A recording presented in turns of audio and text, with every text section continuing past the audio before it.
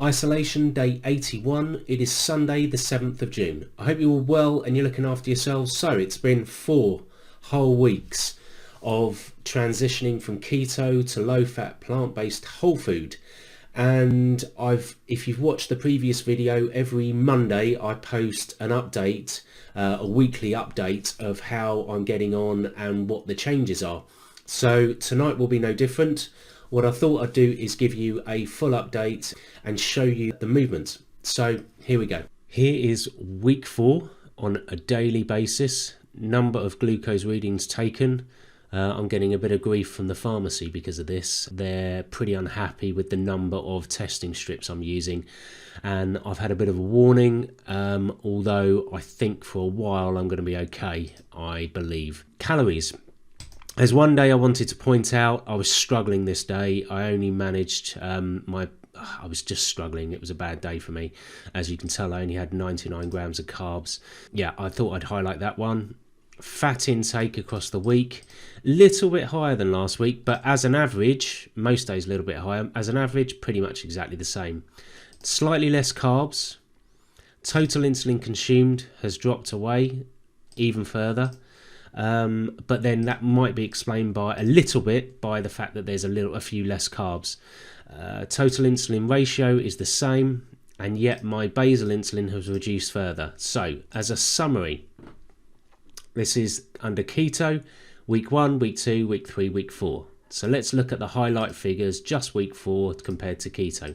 90% less on fat, 32% less on total insulin consumed, and yet we are 340% higher carbs. So 3 and a bit times more carbs than I was consuming under keto, and yet I'm a third less insulin consumed.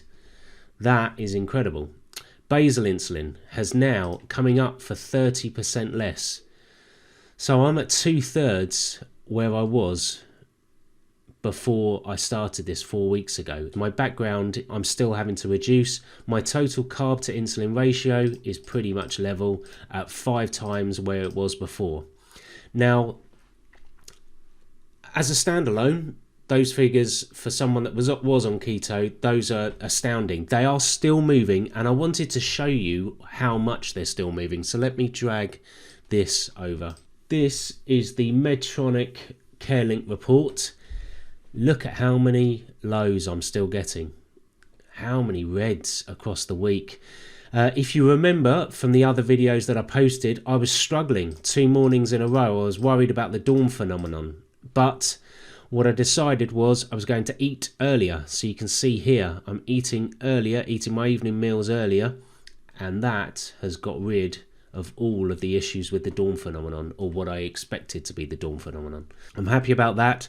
I also had on Friday here this unexplained massive hike in blood glucose, and I put that down to the fact that I'd waited 5 days to change my set, which was a schoolboy error, as I said on the video at the time. So that explains that. This one is slightly different. That day I wasn't entirely sure why that went high. It was just a bit of a freak incident, but then it went low. So I don't know.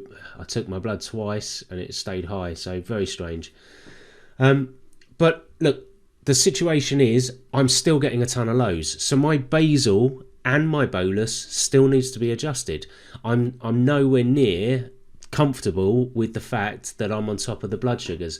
But look, overall, there's nothing that really, a few highs here, but other than that, pretty decent control.